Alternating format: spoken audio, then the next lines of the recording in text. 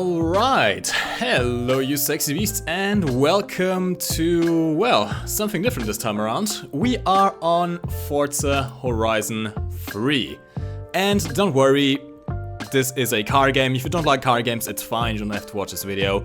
And this is not going to be a series or anything, this is just a one-off video to kind of show you guys some of the games that I like to play, this being, well, one of them. And yes, before anyone wastes their time writing this comment in the comment section down below, my Windows is not activated. Thank you Windows for disabling my Windows key when I upgrade to my Ryzen system. Much appreciated. Now I have to buy a whole new license, which is, well, shitty. Anyways, this is my probably favorite car, not quite ever. I used to be into Mustangs a lot more, but at least in this game this thing is really quite nice.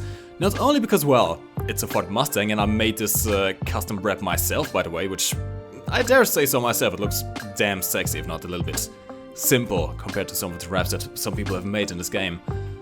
But this car gets an experience bonus, and I've been pretty much using this car non-stop to grind through my levels in this game. Every time you reach a new level, you get a wheel spin, which is kind of like a, well, it's kind of like a lottery, so to speak. But you can win credits for the game, you can win cars, and you can even win some rare cars. Like, for example, well, the Mustang boss, which you can't win anymore, but you can buy. And I think the latest one that I won was the Supra, if I can find the Toyotas. Ah yes, there we are, Toyota Supra Horizon Edition. The Horizon Edition cars are essentially the same as the normal cars, but you get bonuses depending on the car. For example, the Supra gets drift skills bonuses, so every time you drift with this car you get more points. My Mustang has experience bonus, so every time I get experience I get about 50 to 100% more on the race itself. The game is set in Australia, and at first I have to say I was kind of disappointed, really. I was used to playing games like The Crew, which have absolutely massive maps, and this really wasn't all that great in comparison. Like, the map from one point to the other is not all that big, maybe 30 kilometers I think, 30 to 60 kilometers, something like that. Which is not really hard to get to, especially when every single car, you can pretty much tune every single car to go 300 miles per hour essentially. Well, not quite 300 miles per hour, but 200, 240 miles per hour. You can do that. Even this car here, there's a Lamborghini engine in it, and it can go up to 250 miles per hour, which is kind of insane. Now, when I first bought the game, I kind of had big problems with it. Back when I still had my FX 8350 CPU, nobody really told me this, but, well, actually let's clarify something first. This is an Xbox game, right? Yet I am playing on PC, and this is because this is part of the Windows Universal Platform. So even though the game is optimized for Xbox and everything like that, you can play it on PC. However, there are some optimization issues with PC, and especially when it comes to RAM and CPU speeds. My old CPU was decent enough to play pretty much any game, not really at high frame rates or even at, well, 1080p high frame rates in general. Wasn't all that great for gaming performance, but I chose the CPU because it was very cheap and was very good for making streams and video rendering and stuff like that. Well, it wasn't quite good enough for this game, and as a result I would get maximum 30 FPS, maybe even going down to 20 FPS at medium settings. The bottleneck was not the GPU, the bottleneck was the, well, CPU itself.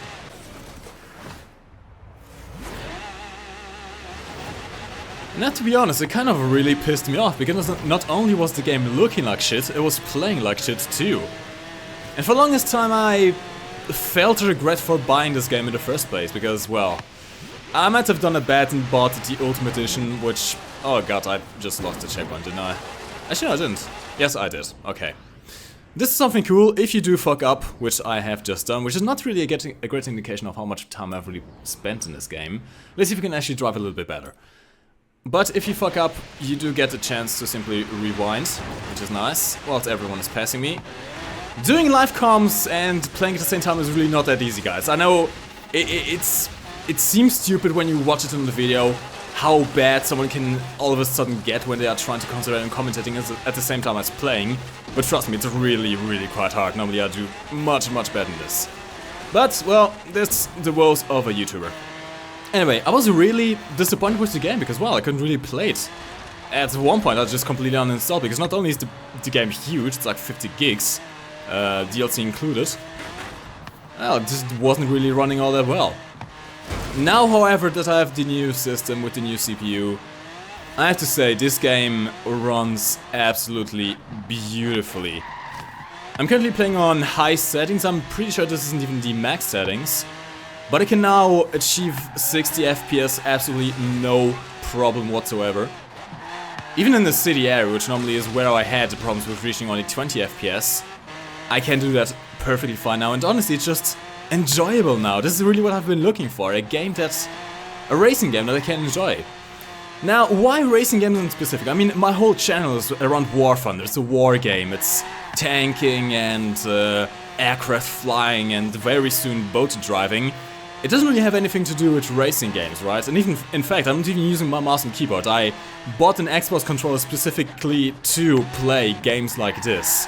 Well, to be honest, I originally bought the Xbox controller to fly aircraft in Battlefield 1, which I ended up not doing. I don't really like playing aircraft in that game for some reason. I love tanks.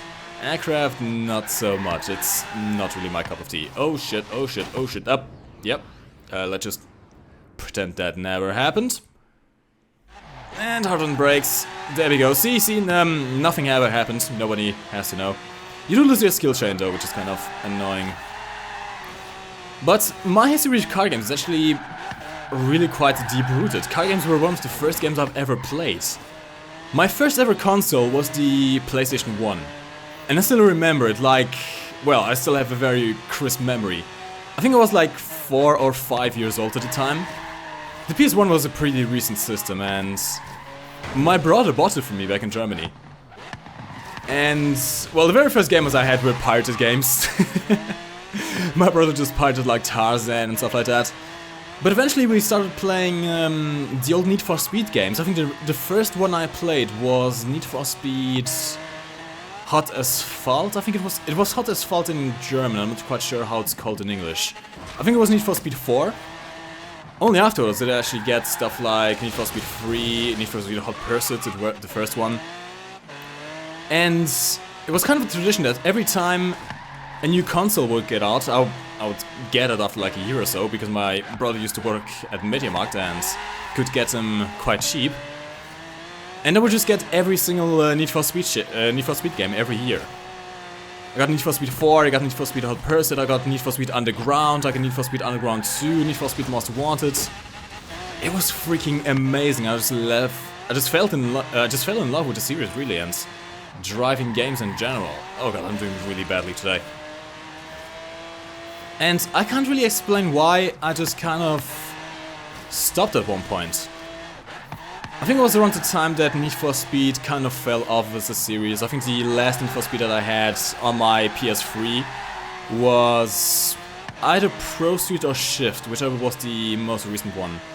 And whilst I enjoyed the game, Need for Speed just never was really about circuit racing, right? It was more about open world, especially with Underground 2, which was open world, exploring the city, tuning your cars.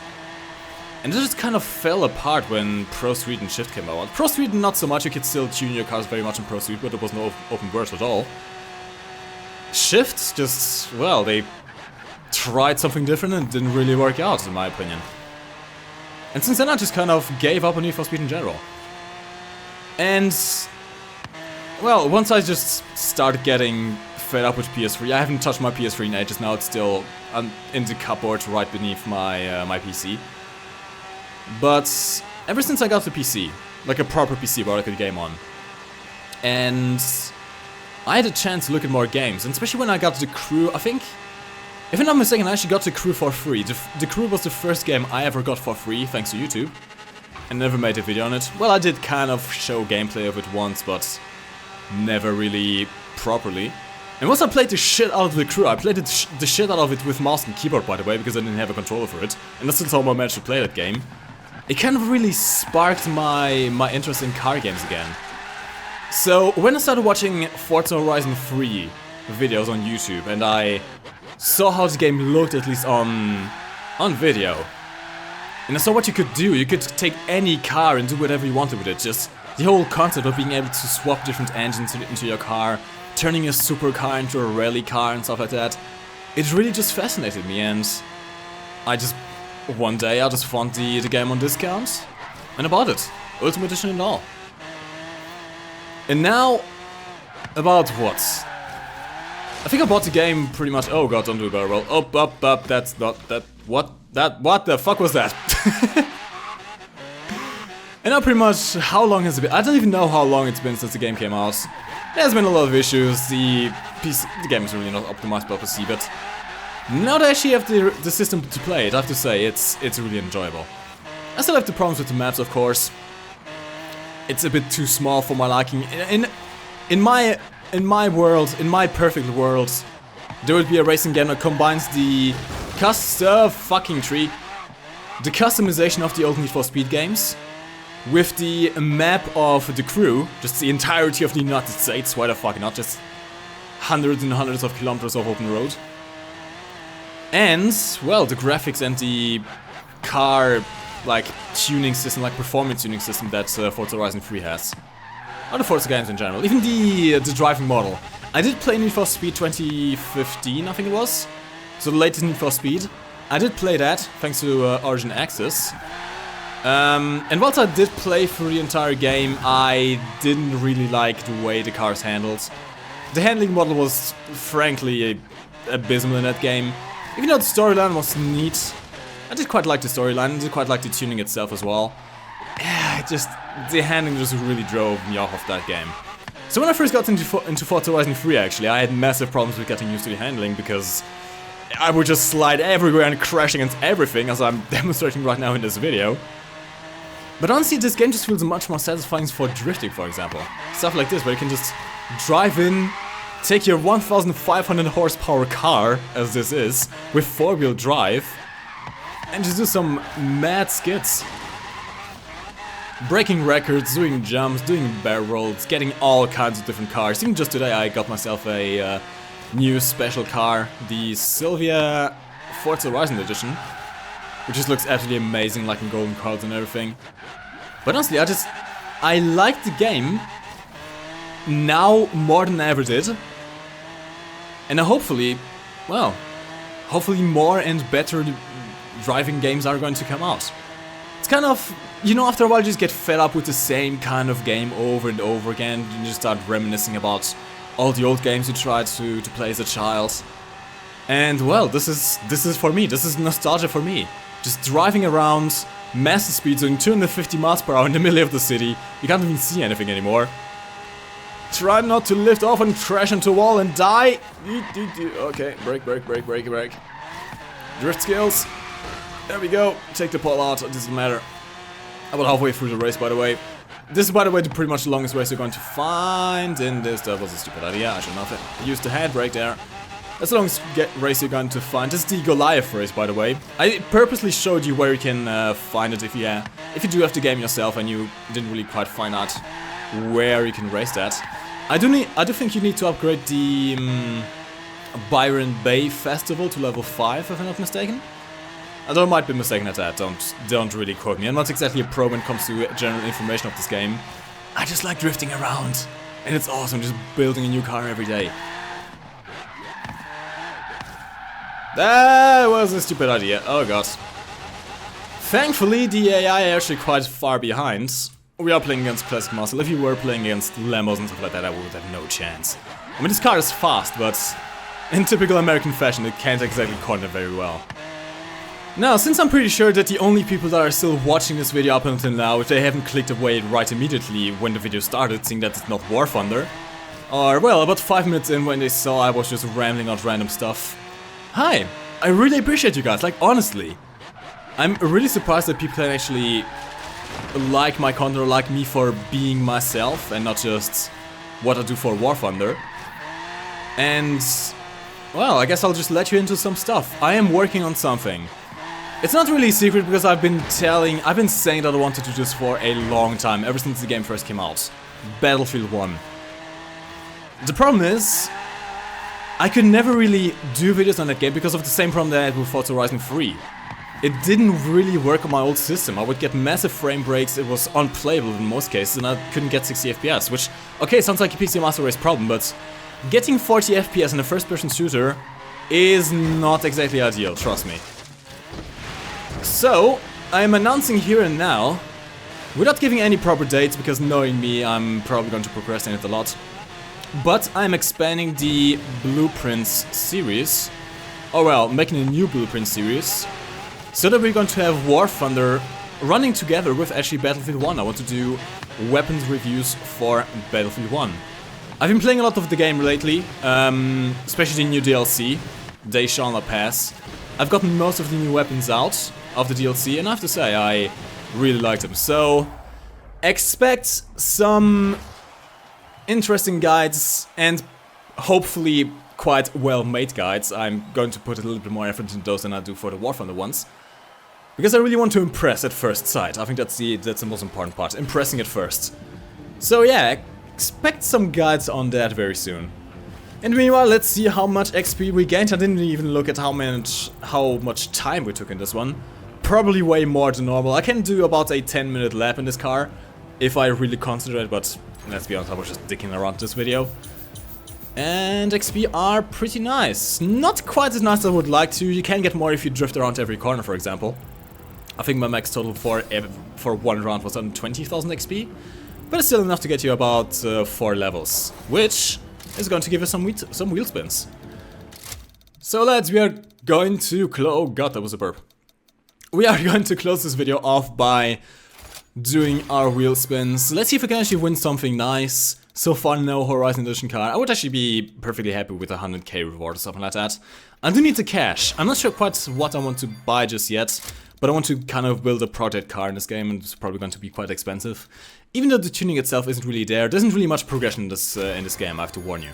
If you buy this game for progression, there is very little. I mean, you can essentially, right from the get-go, oh no, come on! So close, they are teasing me. You can pretty much right from the get-go get a Lamborghini and do a full upgrade with like 80k credits, which you can get in like half an hour of playing. So right from the get-go you can have the fastest cars available. But, well, sadly we didn't really win anything nice, but it'll all do fine. Anyways lads, if you have enjoyed this video, do leave it a like rating so that I actually know that you guys like, well, watching other videos other than just War Thunder.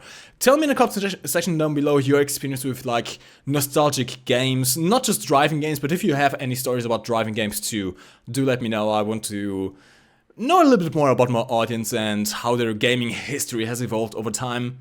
Or if you just get into gaming, hell, that's fine too. And yeah, if you're watching this video for the first time, or well, watching me for the first time, don't subscribe. Like, honestly, this is not the type of content I make. If you want to, you can check out the channel. I have lots of War Thunder videos in there. Maybe you like the game, and maybe if you like War Thunder, then yes, it would make a lot more sense to actually subscribe to my channel. But if you're just watching Forza Horizon 3 videos and just happen to stumble upon mine, don't subscribe. Trust me, it's not worth it for you. Anyways, this has been it for this video. As always, my name is MikeGoesBoom, and thank you for watching. You can lift your head up to the sky, take a deeper breath and give it time. You can walk the path among the lines with your shattered frame of mind. Or instead you could always stay. We can wait right here and play until somehow you can find